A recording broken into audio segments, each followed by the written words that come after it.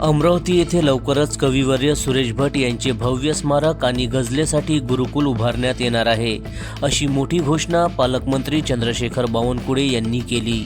अमरावतीला गझलेचा एक समृद्ध आणि अभिमानास्पद वारसा लाभलेला आहे। कविवर्य सुरेश भट यांनी सुरू केलेल्या गझल परंपरेला गझल नवाज भीमराव पांचाळे यांनी समर्थपणे पुढे नेले आहे।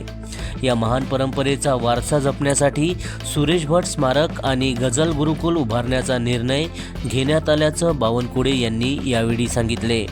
दरम्यान गझल नवाज भीमराव पांचाळे यांच्या अमृत महोत्सवी वाढदिवसानिमित्त अमरावतीच्या सांस्कृतिक भवनात इलेक्ट्रॉनिक्स मीडिया असोसिएशन यांच्या वतीने त्यांचा भव्य नागरी सत्कार करण्यात आला।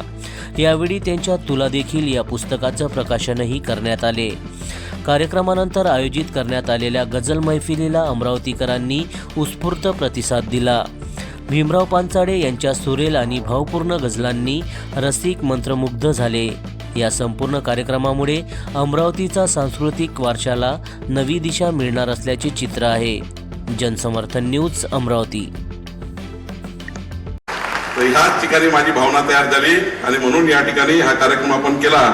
आणि दुसरं दादा आम्ही विचार करतो आहे की या ठिकाणी आज कैलासवासी पंजाबराव देशमुख उपाख्य भाऊसाहेब देशमुख यांची 61वी पुण्यतिथी आहे आणि म्हणून आजच्या दिवशी गझलकार निर्माण करण्यासाठी भीमराव दादा पांचाळेजी आपल्या आठवणी 1000 वर्ष जोपर्यंत सूर्यचंद्र तोपर्यंत राहाव्या म्हणून एक गुरुकुल तयार झालं पाहिजे, याची योजना आम्ही तयार करू।